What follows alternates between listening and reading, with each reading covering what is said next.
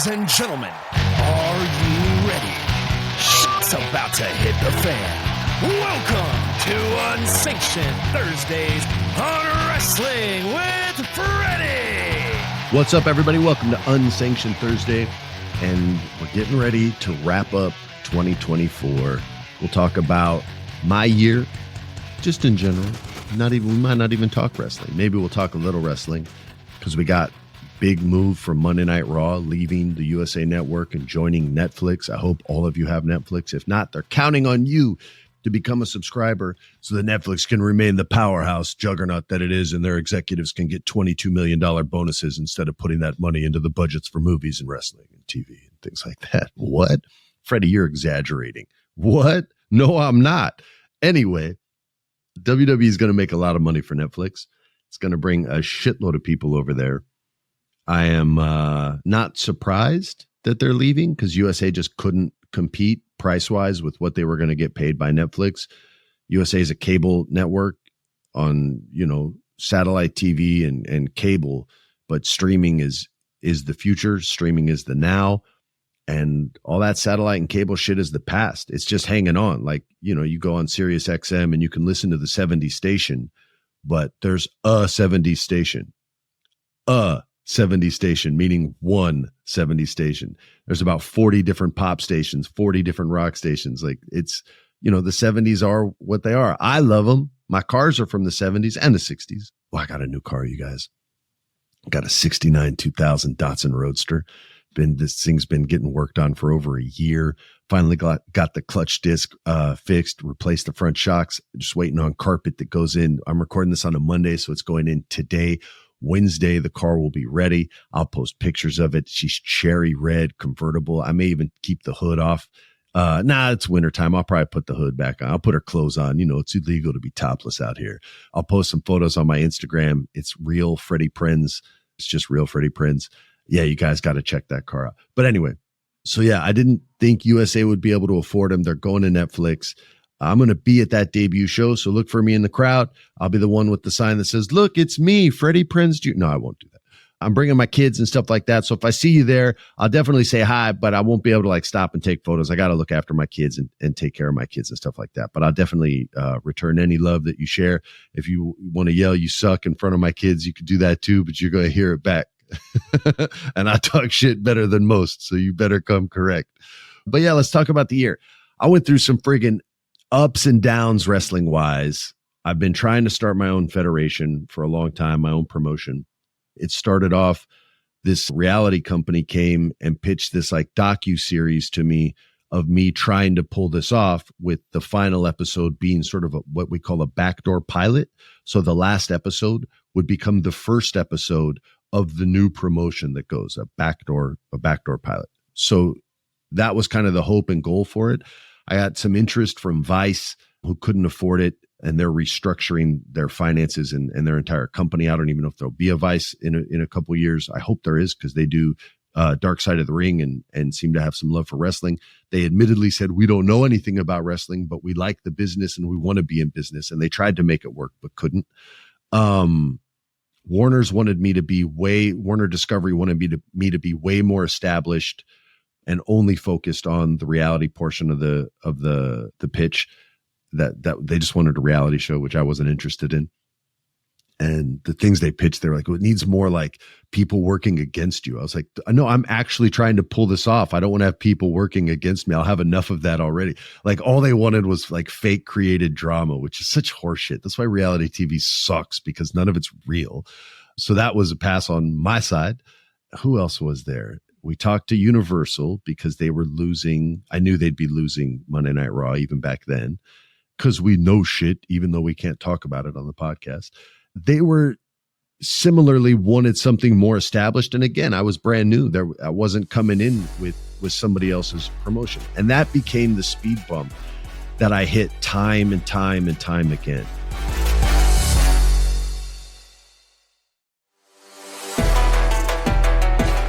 Until the point where I spoke to my partners at the place where I have basically a distribution deal, although not in writing, but the two of us, my partner who is the streaming service and myself, are now to the point where we're actively looking for other well-known promotions that I can then come in creatively and help direct and build, culture and present to a mainstream TV audience, right? Help them get on track. It wouldn't be my idea per se, and I'm not trying to change someone's brand. Let's just make up a wrestling company's name real quick. Let's say we acquired ICW, right? Which is International Competitive Wrestling. That's the name of this one, ICW. There's probably actually an ICW out there. So if there is, I'm sorry, I'm not trying to blow you up. I would then go in and acquire their contracts, their brand, their ring, their content, their everything.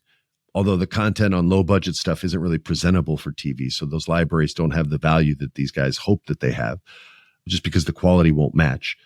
I would then go in there, bring them in, and instead of calling them what I was going to call my profession, because that's disrespectful to just take their shit and change it, I would just maintain their name, and I would become, their head of creative and help sort of re-guide and focus, and do what I did well in WWE into their promotion and then make that our promotion.